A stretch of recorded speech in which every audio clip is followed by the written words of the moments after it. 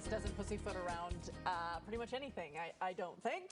He says if you're fat, it's your fault. It's just a matter of mental toughness, and a lot of people hate him for that. Welcome, or perhaps not welcome, Steve Siebold, author of Die Fat and Get Tough, and this doozy, Fat Loser, Mental Toughness Training for Dieters.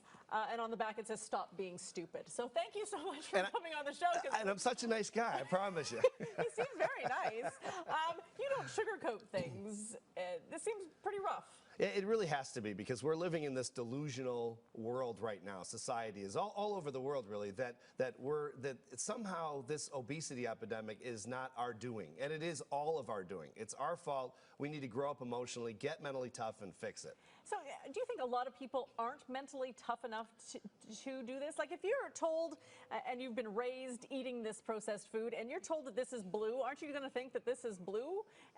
And maybe you don't even have the tools to break out of the cycle that you're in? Oh, people have the tools. I've been doing this work for 30 years, Stacey. They have them. We all have this mental toughness. It's just a matter of tapping it. It's a matter of, first of all, realizing it's our responsibility to take control of our own bodies. I mean, I gained 40 pounds at one point, and it's funny, no one stuffed the pizzas in my mouth. I was actually really good at doing that.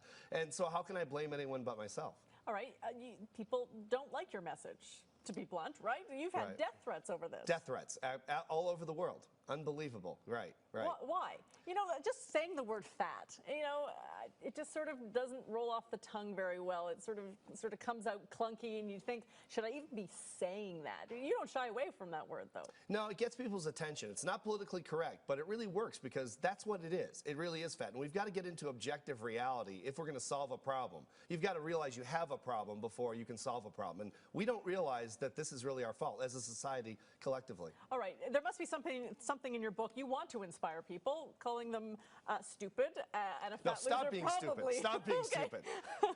and a fat loser, not really inspiring. But so, what do you have in the book that helps people who read it? Well, fat loser really is a play on words. So fat loser, so that's a positive term, right? Fat loser, I lose fat loser. There's a double entendre absolutely, there, for sure, absolutely right. It's a little play on words to get people's attention on the first end, and on the back end to say, hey, if I lose fat, I'm a fat loser. And when I say stop being stupid, when I put the pizza in my mouth and I know it's off my diet, I know it doesn't serve my best interest health-wise, effectively, I'm being stupid. Okay, so how do you do it? It's not degrading, it's just objective reality. So how do you lose weight? Well, I think first of all, you have to make a decision. You have to make a decision to go to your doctor, make sure you're healthy enough to be on a good diet, have him or her prescribe a really good diet, healthy diet, and then make the decision you're going to stick to it like an adult and not like a child, not like, for 2 days and then go off it and all that type of thing. Really stick to it and make it work. So a diet restricting calories as opposed to, just eating vegetables all day long, because that's not sustainable. You want this to be sustainable. Oh, absolutely. Well, there are hundreds and hundreds of healthy diets, and that's what physicians are for, right? They prescribe these things for us, so we just take their advice. They're professionals, and now it's really just a matter of following it. There's no lack of diets. There's a lack of willpower and mental toughness to follow the diets. Okay, so how do I get that mental toughness? Well, that's what the book is for, and everyone has the mental toughness. It's not that the book gives you the mental toughness. What it does is it sort of gives you ideas to bring it forward, because we're all mentally tough. It's just a matter of using it and directing it toward what we want to succeed at. Are we mentally tough for the rest of our lives, though, or do we have to keep reading the book? Well,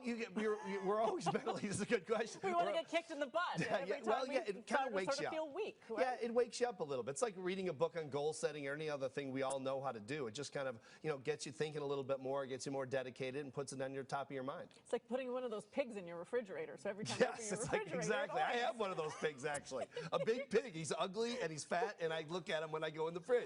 It's very inspiring. Yeah.